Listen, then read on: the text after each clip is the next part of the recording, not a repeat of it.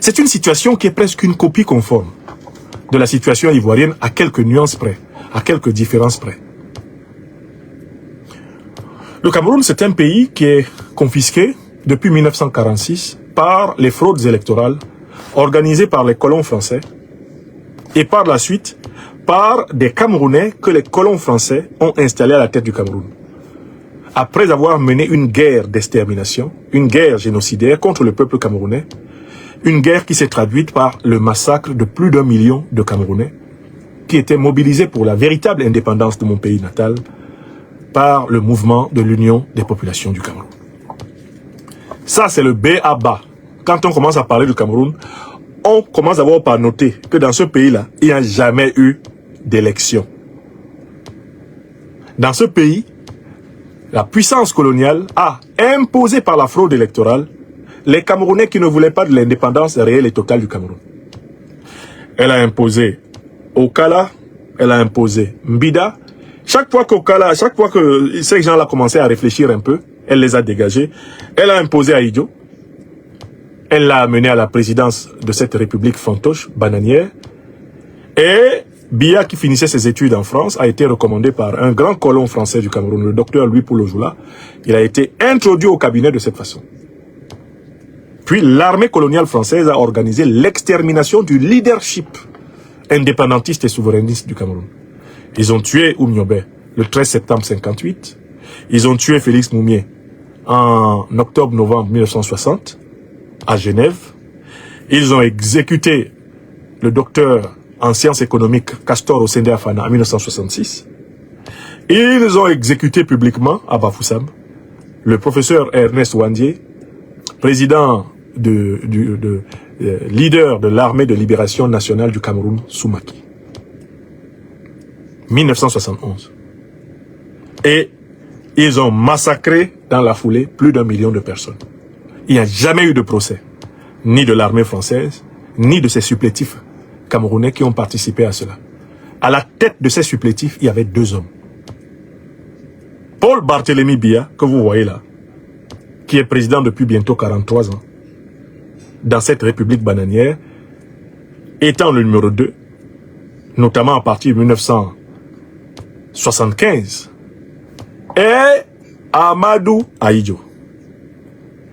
Amadou Ahidjo qui va connaître une fin de règne chaotique, parce que quand en 1971, le gouvernement Pompidou ordonne l'exécution du leader upéciste Ernest Ouandié, Ahidjo le fait fusiller à Bafoussam, avec beaucoup de joie d'ailleurs. Sa femme, Madame Germaine Ahidjo, a raconté avec beaucoup de calme et de fermeté la joie qu'ils ont eu à exécuter le héros Ernest Ouandié.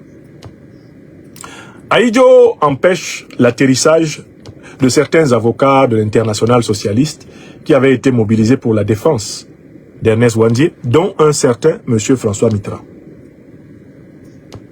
Mitterrand était avocat et il est empêché d'atterrir à Yaoundé pour défendre son client Ernest Ouandié. Comme la roue de l'histoire tourne, en mai 1981, François Mitterrand est élu à la tête de la coalition de la gauche rassemblant le Parti socialiste français et le Parti communiste français notamment. Il est élu président de la République française. L'une des premières décisions qu'il prend, c'est juste un petit coup de fil et dit « Ahidjo, vous dégagez ». Ahidjo, qui est un gros menteur et un fraudeur de naissance, se met à raconter aux gens qu'il a découvert qu'il souffre d'une maladie grave. Donc cette maladie grave dont il souffrait, c'était la perte du parrainage de la France. Alors qu'ayant découvert qu'il souffre d'une maladie grave, alors j'ai peur de mourir au pouvoir. Je suis un homme pragmatique, je hais la précipitation et le dogmatisme. Un gros menteur. Non, c'est Mitterrand qui lui a dit « Pac, Kakou, go, ramasse tes bagages, tu t'en vas ». Et voilà comment Biya devient président de cette république fantoche, sans élection. Ni Ahidjo, ni Biya n'ont gagné une seule élection régulière au Cameroun. Aucune. Chaque fois qu'ils ont été confrontés à une véritable concurrence, ils ont utilisé la fraude, ils ont utilisé le mensonge, ils ont utilisé la violence. Et la manipulation des institutions de l'État avec le soutien du néocolonialisme français et de l'impérialisme occidental. Sans difficulté, voilà la situation de mon pays. En cette année 2025, on prétend aussi qu'au Cameroun, il y a une élection au mois d'octobre. J'ai expliqué depuis plusieurs années que nous avons essayé ces 25 à 30 dernières années. On va prendre de 1992, ça fait presque 35 ans. Presque 35 ans que le peuple camerounais essaie d'obtenir l'alternance par la voie électorale. L'alternance par la voie électorale est bouchée par la fraude du pouvoir, la violence du pouvoir, la corruption du pouvoir, le mensonge du pouvoir et le soutien des puissances néocolonialistes et impérialistes occidentales. Le pays est bloqué à cause de cela. L'alternance par la voie électorale n'est pas possible. Et elle est encore moins possible en 2025 qu'en 2018 ou en 1992. Parce que cette fois-ci, M. Biya a carrément mis en place une loi qui lui permet d'exclure opportunément tout candidat de l'opposition qui viendrait à ne pas remplir des critères qui lui conviennent. C'est-à-dire un tout candidat de l'opposition qui ne serait pas enclin à accepter sa défaite en octobre 2025 est a priori exclu de l'élection. Alors il y a des candidats de l'opposition qui ne veulent pas voir ce qui s'est passé au Gabon. Au Cameroun, là, il y a des candidats de l'opposition qui ne veulent pas voir ce qui s'est passé au Gabon. Oligui Nguema a commencé par exclure tous les candidats de l'opposition qui pouvaient le battre avant d'organiser sa pour élection et de prétendre être élu, tout en dansant et en sautant en parachute, comme un cabri. Les gens n'ont pas vu ce qui s'est passé au Togo. Arbé Omekodjo a été contraint à l'exil. Il a été chassé du Togo. Faure Gnassingbé a pu organiser tous ces tripatouillages tranquillement. Il n'avait plus en face de lui un opposant véritable. Tranquille. Les gens n'ont pas regardé. Les gens n'ont pas regardé ce que Macky Sall a tenté au Sénégal. Qu'est-ce que Macky Sall a tenté au Sénégal? Il voulait exclure son principal rival à l'élection présidentielle de l'éligibilité. Certes, on peut souligner une faiblesse liée à la dérive de l'affaire dite des massages. Mais enfin, tout cela était une cabale parfaitement montée pour griller Sonko. Et comme Sonko résistait trop bien, Macky Sall s'était déjà emparé de lui et même de son principal acolyte Diomaye Faye pour les jeter en prison. Et je tiens à vous dire qu'il s'agit d'une évolution de la doctrine de la conservation du pouvoir dans la France-Afrique face à la poussée des régimes panafricanistes révolutionnaires. Ils ont décidé d'éviter les crises post-électorales, d'éviter les crises électorales. Ils ont décidé de provoquer plutôt des crises préélectorales. Parce que les crises électorales et post-électorales sont plus difficiles à gérer que les crises préélectorales. Je m'explique. Et c'est ce qui se passe au Cameroun. Et je vois des candidats de l'opposition là qui ne nous écoutent pas, mais qui vont nous écouter bientôt. Car bientôt, beaucoup de candidats de l'opposition, et surtout un certain candidat de l'opposition, dont les militants ont manqué de respect à ma personne, quand je les ai prévenus de ce qui va se passer, bientôt, on va les entendre chanter. Kasongo yeye, mobali nanga, Kasongo mbona weo, songa libala ombo yeye, Kasongo mbona weo, mobali nanga. Vous savez ce que Biya va faire? Il va éliminer tout candidat de l'opposition dont il sait que celui-ci pourrait, même sans preuve, essayer quand même de dire qu'il a gagné. Biya ne va accepter dans son machin qu'il veut organiser en octobre que des candidats d'opposition mollassons, soumis, qui ne broncheront pas. C'est qui savent que c'est lui qui distribue les suffrages. Donnez-lui à celui-là, donnez-lui 3%. À celui-ci, donnez-lui 1,5. C'est un voyou. À celui-là, acceptez qu'il arrive à 5%. Parce que c'est un candidat ethnique. Celui-ci n'est pas candidat. Je ne veux pas entendre son nom parmi les éligibles. Mais Ouattara a éliminé Babo Laurent, Guillaume Soro, Tidiane Thiam. Il a éliminé Blé Goudé Charles. C'est moi qui ne peux pas éliminer quelques petits opposants qui ne peuvent même pas valoir cela dans le pays ici. À Koromamis, vous les enlevez tous. L'exclusion préélectorale est la stratégie des dictateurs de la France-Afrique. Ils écartent avant même que l'élection arrive. Ils ont déjà écarté ceux qui peuvent les battre. Donc s'il y a un problème, le problème se pose avant. Ils résolvent le problème avant, ensuite ils organisent leur parodie. Vous avez compris? Est-ce que vous avez compris? C'est vraiment une affaire de tactique et de stratégie. Je ne sais pas comment les gens font pour ne pas comprendre. On te montre là où on veut te tuer. Et tu avances comme un mouton. On te montre là où on t'attend. Ils ont fabriqué une loi électorale pour dire qu'un parti politique qui ne possède pas d'élus dans les conseils régionaux, qui ne possède pas d'élus à l'Assemblée nationale, qui ne possède pas d'élus au Sénat, un tel parti politique ne peut pas candidater à l'élection présidentielle. Et ils ont des déclarations du président Kamto reconnaissant dans le passé que la loi avait été faite de telle façon qu'en effet, lui ne peut pas être candidat. Ils ont cette déclaration. Hein.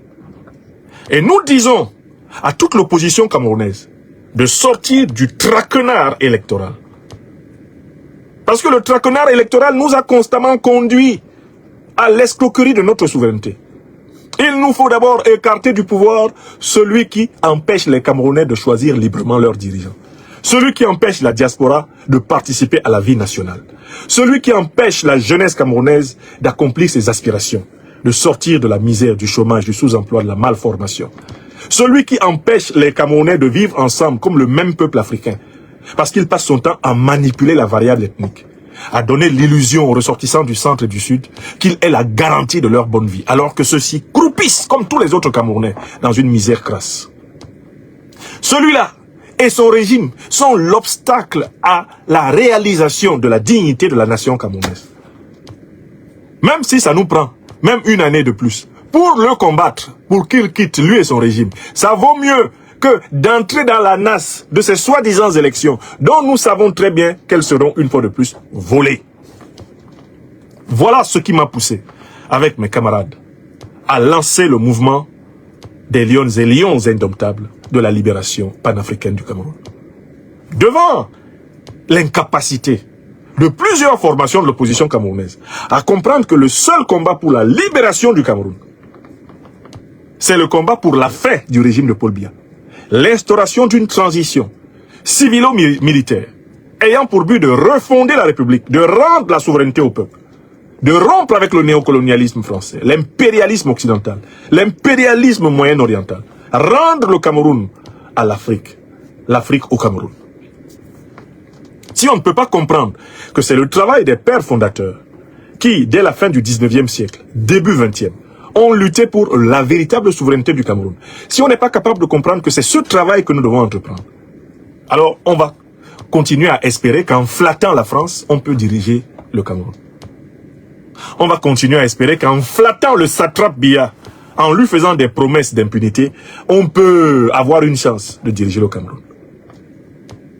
Quand on n'a pas assumé le programme révolutionnaire, qui est la condition de la libération de ma patrie natale, eh bien, on continue à nourrir l'illusion d'une alternance par les élections, qui sont pourtant confisquées par Paul Biya.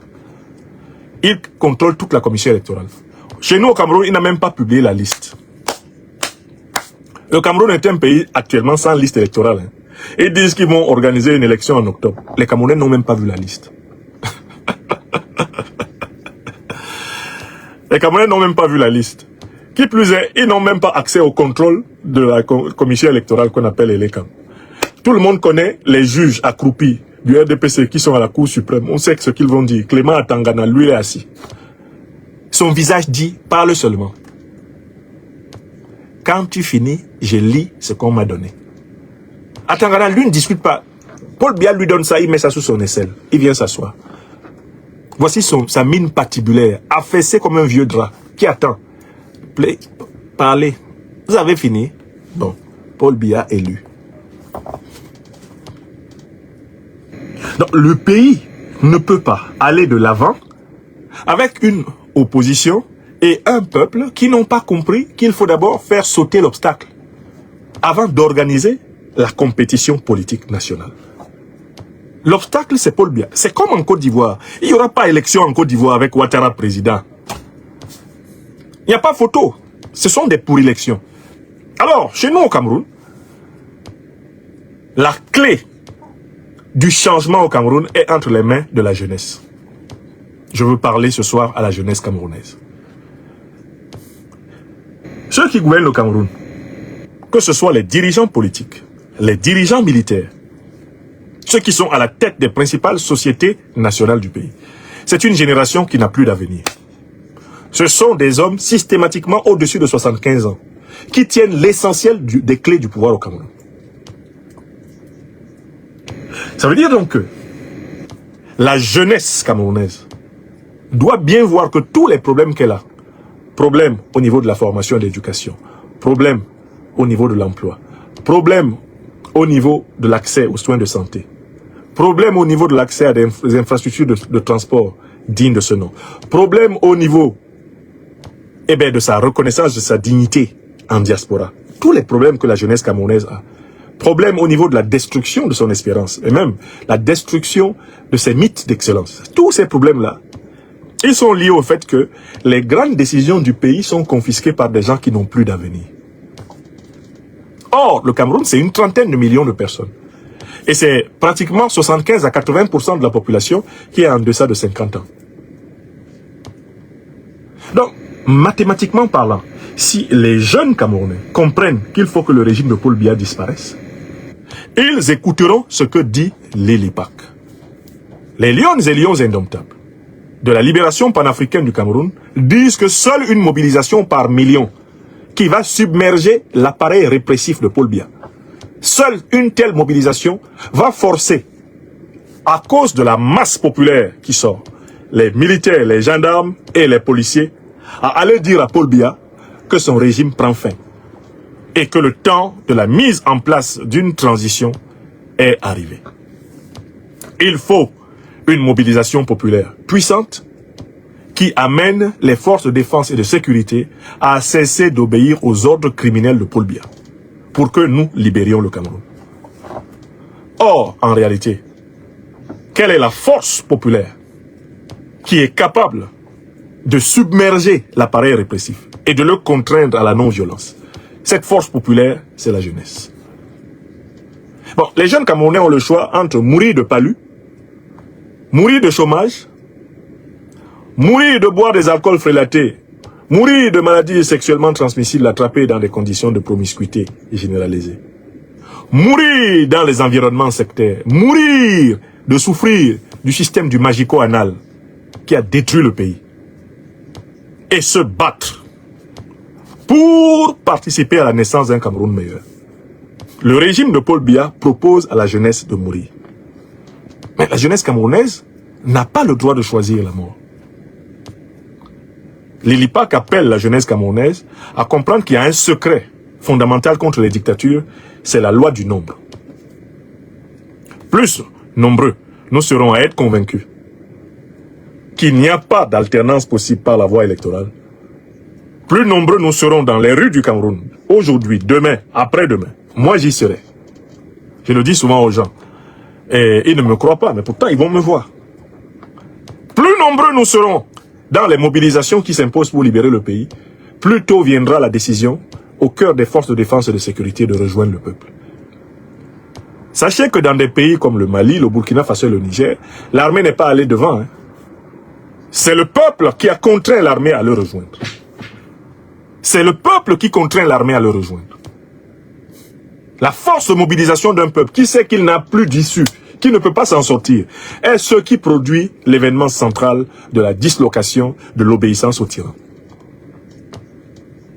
Maintenant, un mot à cette armée camerounaise. Cette armée qui ne doit plus jamais retourner ses armes contre la jeunesse. Cette armée qui est composée de pères de famille et de mères de famille. Le pays avance vers une phase de sa vie où le régime ne sera plus capable, ne serait-ce que de faire fonctionner l'État. Et cela parce que l'essentiel de nos militaires camerounais, de nos gendarmes, de nos policiers, continuent à croire que le régime aurait le pouvoir magique de leur assurer le minimum de niveau de vie qu'ils ont. En réalité, ce régime s'avère de plus en plus capable essentiellement de nourrir les officiers supérieurs, et même pas tous, certains officiers supérieurs. C'est un régime oligarchique, un petit groupe d'individus qui a des avantages exorbitants et qui impose par l'intimidation, par la terreur, par la corruption, par le mensonge, par le vol, sa loi aux autres. C'est la situation du pays. Il faut que toutes les forces vives de ce pays se solidarisent avec la jeunesse. Mais la jeunesse sont les enfants de qui? Mais ce sont les enfants des militaires qui ont 35 ans, qui ont 40 ans maintenant, 50 ans à peine. C'est ça, la jeunesse, ce sont nos enfants. On ne va pas continuer à obéir à des ordres criminels contre un peuple en sachant très bien que par là même on bloque l'avenir de ses propres enfants. Soldats, gendarmes, officiers, partout dans ces pays dictatoriaux, regardez ce que sont devenues les carrières de vos propres enfants. Est-ce que vous pensez vraiment que vos enfants s'en sortent? Vous qui êtes policiers, vous qui êtes gendarmes, vous qui êtes militaires, est-ce que vos enfants s'en sortent? Ceux qui s'en sortent sont les enfants de ceux qui ont bénéficié de promotions spéciales, qui bénéficient d'avantages spéciaux. Et c'est une minorité. Donc, dans la phase décisive que le Cameroun traverse, il faut que les Camerounaises et les Camerounais se regardent comme un seul peuple africain. Il faut que les forces de défense et de sécurité arrêtent d'obéir à des ordres criminels contre leurs propres enfants. Parce que si on laisse M. Biya placer son voleur de fils à la tête du pays, si on laisse, à défaut de son voleur de fils, un militaire aux ordres du néocolonialisme français et de l'impérialisme occidental, à la Oligui Nguema, prendre la tête de ce pays, le sort de la jeunesse sera pire que celui qu'il est aujourd'hui sous Paul Biya. Là, on va passer d'une dictature civile, qui était une dictature militaire déguisée, à une dictature militaire brute. Une dictature militaire à ciel ouvert. Il est donc temps pour tout le monde de s'assagir. Je vous informe que M. Biya va exclure tout candidat de l'opposition qui pourrait dire j'ai gagné. La loi qu'il a faite, elle est faite pour exclure le candidat du MRC, Maurice Kamto. Lui-même sait ça. Je ne lui apprends rien. La loi a été faite pour l'exclure. Et à l'époque, il a fait une déclaration qui montrait qu'il l'avait compris. Alors pourquoi ça va changer maintenant? Parce qu'il va emprunter des élus à un autre parti. Mais Biya va dire que ce n'est pas le sens de la loi. Il est le propriétaire de l'esprit de la loi. Il ne veut pas de crise électorale. Il ne veut pas de crise post-électorale. Il préfère une crise préélectorale. Alors, nous, on ne veut ni crise préélectorale, ni crise électorale, ni crise post-électorale. On veut, nous, les lions et lions indomptables, la libération panafricaine du Cameroun, nous voulons libérer le Cameroun de la dictature de Paul Biya. Donc, octobre 2025 n'est pas du tout une date importante pour les lions et lions indomptables. Ce qui est important, c'est de rater la conscientisation des Camerounais pour que le peuple camerounais par millions reprenne ses responsabilités et dégage Biya. Ce qui est important, c'est la révolution citoyenne pacifique. Ce qui est important, c'est la mobilisation de toutes les forces vives de la nation pour redonner une chance à notre pays natal. Et tout le monde a sa responsabilité dans cette affaire. J'entends des gens qui, avec facilité, disent « Vous êtes dans la diaspora et vous parlez comme cela. » Je veux répondre à cet argument. Le régime qui est au pouvoir aujourd'hui en Iran, c'est un régime qui est né de la chute de la dynastie des Shahs d'Iran, dont le dernier roi était Reza Pahlavi. Quand Reza Pahlavi tombait là, l'ayatollah Ruhollah Khomeini était à Neauphle-le-Château, ici en France. Et quand il rentrait à Téhéran, les rues de Téhéran étaient noires de cette jeunesse réveillée de l'Iran qui aujourd'hui résiste à l'impérialisme israélo-américain. Ça, c'est la volonté du peuple iranien, organisé, qui a conduit à sa libération. Je réponds toujours à cet argument par rapport à la diaspora. Mais plusieurs opposants camerounais ont trouvé la mort dans la diaspora ici. Il y a peut-être des gens qui pensent que comme on est dans la diaspora, nous, on ne risque pas la mort. Nous risquons la mort encore plus que vous. Quand vous êtes des militants inconnus, anonymes. Celui qui vous parle là a déjà échappé plusieurs fois à la mort ici en diaspora. J'ai failli me faire assassiner en 2017 par les militants d'Alassane Dramane Ouattara. À Aubervilliers. Mes camarades du mouvement Génération et Peuple Solidaire sont là. Ils peuvent témoigner. Alassane Dramane Ouattara a envoyé un groupe de militants armés, munis d'armes blanches, pour m'atteindre physiquement, dans un meeting. N'eût été la vigilance et la mobilisation de mes camarades, j'aurais été tué ce jour-là. Je donne cet exemple. J'ai récemment échappé à une tentative d'empoisonnement dans un avion d'Ethiopian Airlines. J'ai des témoins. Ils sont là, Maître Ndjifutawo Woshawa Boubek, Maître Sylvain Senda, Maître Alexis Iou, nos intrépides avocats de l'Afrique des libertés, étaient heureusement de ce voyage avec moi et c'est une scène vécue. Les espions même ont été tous identifiés et reconnus comme tels, après recoupement auprès des autorités des pays où ils nous avaient suivis. Quand vous êtes assis à Douala, à Yaoundé, etc., vous pensez que nous ne risquons pas notre vie quand nous nous mettons devant une caméra comme ça pour assumer des vérités que vous ne pouvez pas dire à cause de votre situation là-bas? Nous courons tous des risques. Et nous qui prenons la parole pour défendre les peuples africains, mais nous sommes les cibles majeures. Mais Félix Roland Moumié, est-ce que c'est à Douala qu'il a été tué? Je vous pose souvent cette question. Est-ce que vous étudiez l'histoire camerounaise, camerounaise? Vous pensez que c'est Kamto Mori seul qui risque sa vie?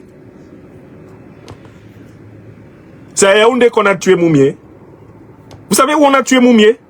Félix Roland Moumié. Il a été tué où? Je m'adresse à mes frères et sœurs camerounais.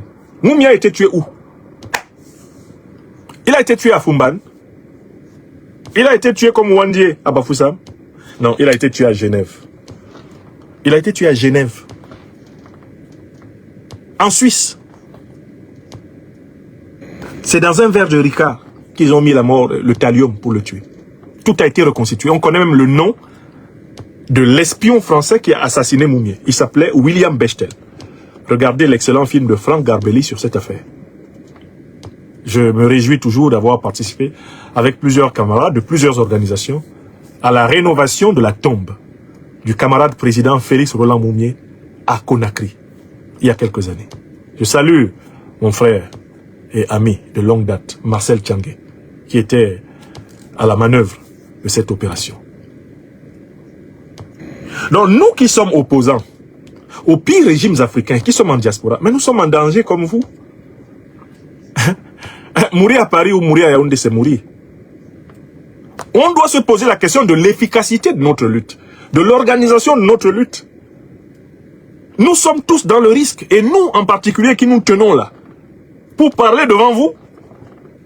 Mais chaque jour que nous vivons est un miracle. Il y a 5 procès contre moi tout seul, ici en France. 5. J'ai collectionné 25 gardes à vue. 25 gardes à vue. 25. Chaque fois que je sors de France, je suis en garde à vue. Chaque fois que j'entre en France, je suis en garde à vue. Je me suis même retrouvé en garde à vue en Angleterre. Oui! La plupart des gens qui vivent au Cameroun, là, vous ne vivez pas, mais 1/10 de la pression que quelqu'un comme moi, là, subit. Si on vous donne 1/10 de la pression que je subis, vous pétez un câble.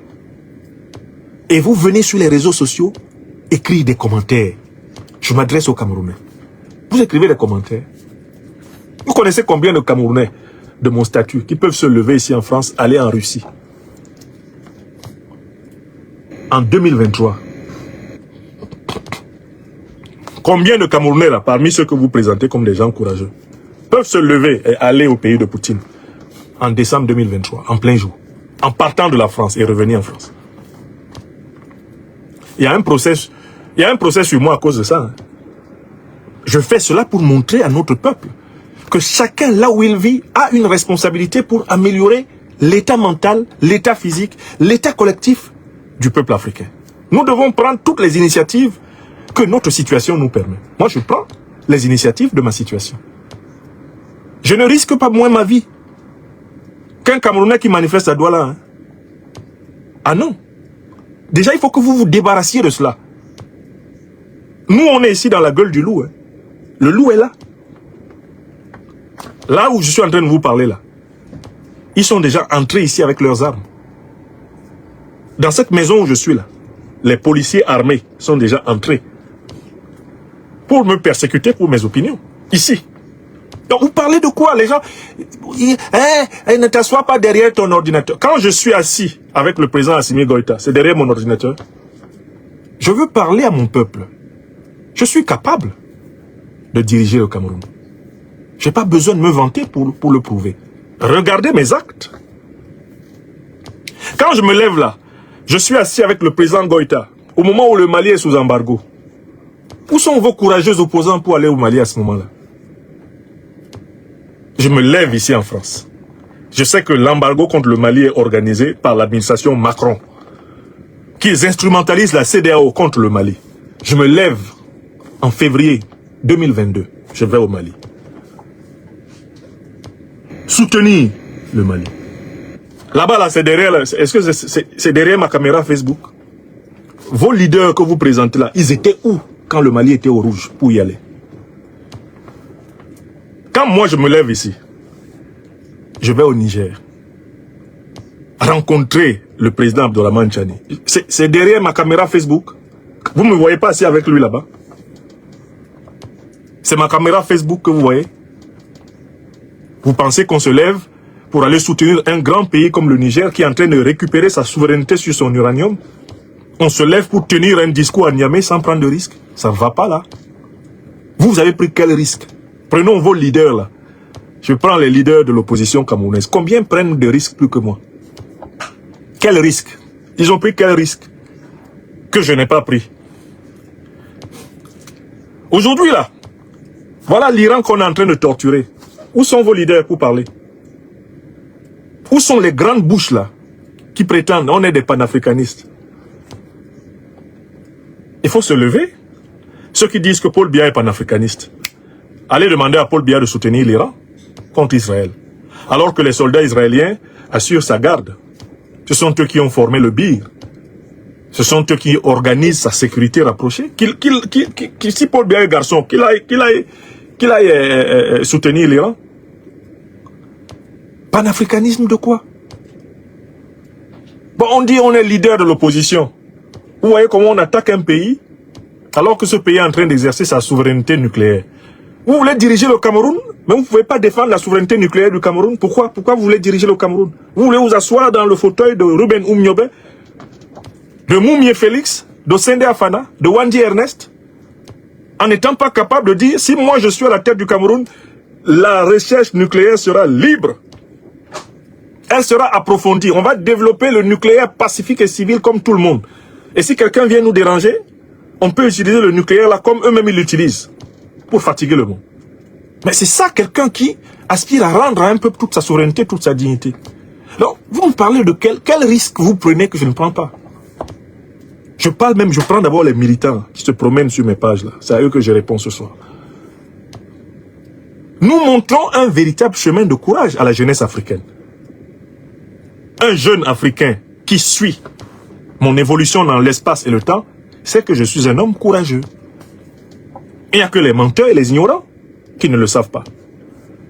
Donc les lions et les lions indomptables de la libération panafricaine du Cameroun sont dans le véritable combat d'opposition. Nous sommes opposés à Paul Biya. Au sens où nous savons que on ne peut pas passer par le système mis en place par Paul Biya pour avoir une alternance au Cameroun. Ce système est fait pour bloquer toute alternance. Nous avons fait notre expérience de cela. Ce n'est pas faute d'avoir essayé. L'homme qui vous parle a soutenu le président Maurice Kamto du MRC de 2018 à 2025. C'est terminé. Comme lui croit que Biya va organiser les élections pour que lui il gagne, nous avons pris acte du fait que la solution qui a été tentée depuis plus de 35 ans par tous les opposants camerounais, elle n'a pas marché. Le Cameroun est dans une situation qui nécessite une action de révolution populaire, de révolution citoyenne. On a pris acte de ça. C'est un différend politique. C'est un différend de tactique, de stratégie politique. C'est aussi un différend qui porte sur une question de fond au Cameroun. Nous, on est des panafricanistes révolutionnaires. Et l'opposition réformiste n'est pas panafricaniste révolutionnaire. C'est une opposition qui veut exercer le pouvoir au Cameroun dans le sillage des impérialistes occidentaux et des néocolonialistes français. Nous ne sommes pas de cette opposition. Nous sommes des souverainistes panafricanistes révolutionnaires.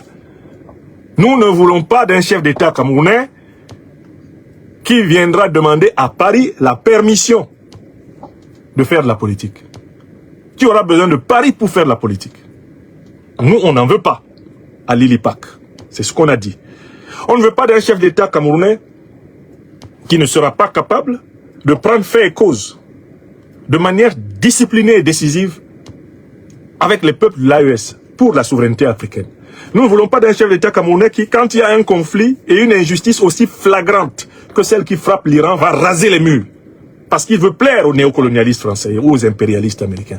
Nous voulons un chef d'État camerounais qui pourra se tenir comme Oumyobé se tenait, comme Rudolf Douala Mangabel se tenait, comme Edan Dembita se tenait, comme Kouvali Kenyé se tenait.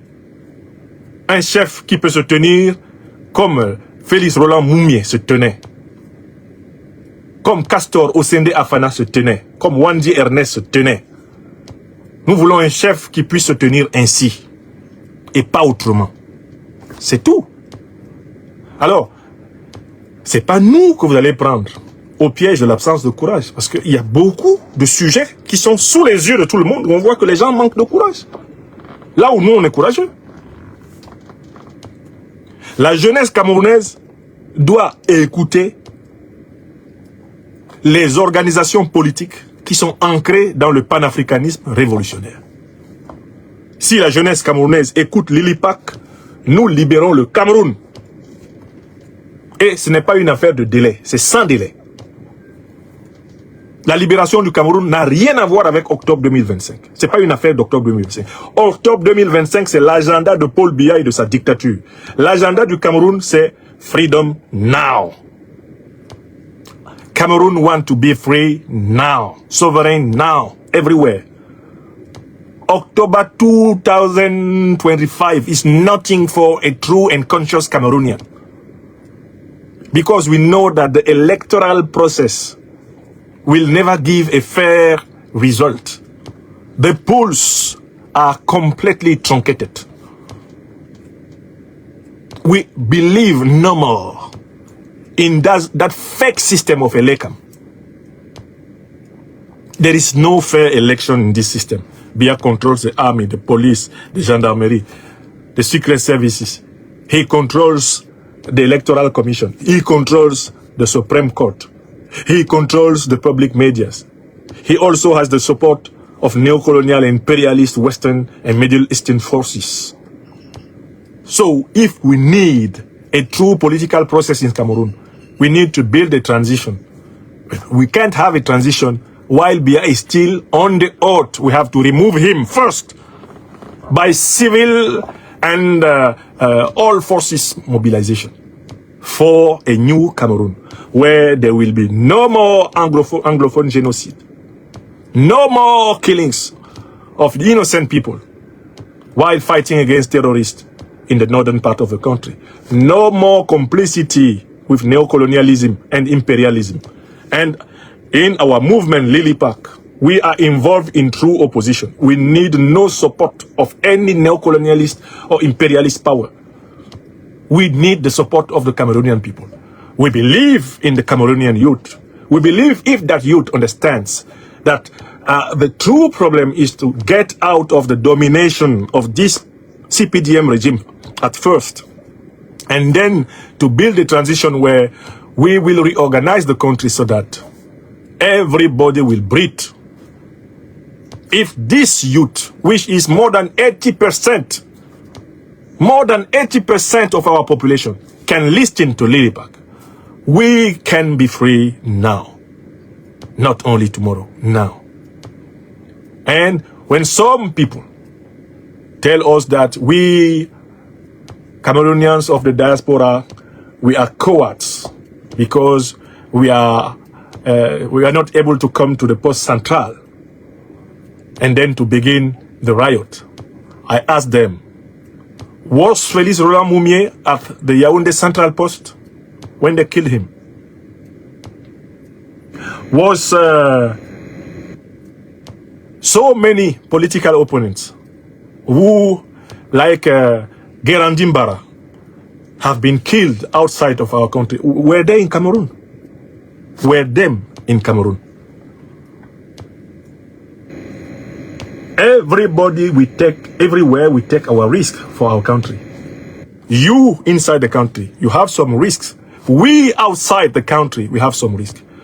When our movement decides to promote pacific and popular massive revolution, we are taking some risks. We are known as defending a strong change project, and we assume it. We assume it. So every Cameroonian has to take his own responsibility, and this is particularly important for the Cameroonian in the security defense forces. You can't continue serving a system that is destroying the future of your own children, the future of our own three children. Just look at the condition of your family, how it is decreasing for many years now. How can you continue to obey to criminal orders of people who are destroying your own children? You policemen and women, you gendarmerie people, you of all the armed force of Cameroon, it is time not to obey to the killers, to the thieves, to the enemies of our nation. It is time to participate to a new page of our history. Mes chers amis, voilà ce que je voulais dire ici, pour répondre à certaines objections que j'ai lues partout. L'exclusion électorale va parachever le coup d'État permanent de 2025 de M. Biya. Gare à ceux qui n'ont pas écouté et qui viendront, comme j'en vois beaucoup maintenant, qui commencent à répéter les thèmes de Lilipac. J'en ai vu un qui m'a réservé une trentaine de vidéos pour m'insulter sur son compte YouTube et qui maintenant reprend en boucle les déclarations de notre secrétaire aux affaires aux questions de sécurité et aux affaires stratégiques, Hélène Soka, que je salue. Alors que c'est Lilipac maintenant qui devient votre source d'inspiration. Vous êtes incapable de formuler un message clair à l'adresse des forces de défense et de sécurité. Il faut prendre ce que Lilipac dit. Vous commencez à comprendre que cette affaire ne va pas se résoudre dans les urnes. Vous commencez à le comprendre. Et si vous dites, ça là on savait ça depuis, ça veut dire que vous avez pris des Camerounais pour des nigauds. Parce que quand tu sais qu'une voie est bouchée pour ton peuple, il faut le lui dire. Même si cela te coûte, sur le moment, de ne pas avoir les faveurs de ton peuple. On a un devoir de vérité envers le peuple. Qu'est-ce qui va se passer donc quand M. Biya va annoncer qu'il a exclu votre candidat? Vous allez vouloir la révolution tout de suite, mais ça ne sera pas pour votre candidat. Puisque je vous ai expliqué, nous, Lilipac, on vous a dit, la révolution, c'est pour le peuple camerounais. Tout le peuple camerounais. C'est pas pour un individu, c'est pour nous tous. C'est notre pays à tous. On ne peut pas continuer à le laisser descendre aux enfers.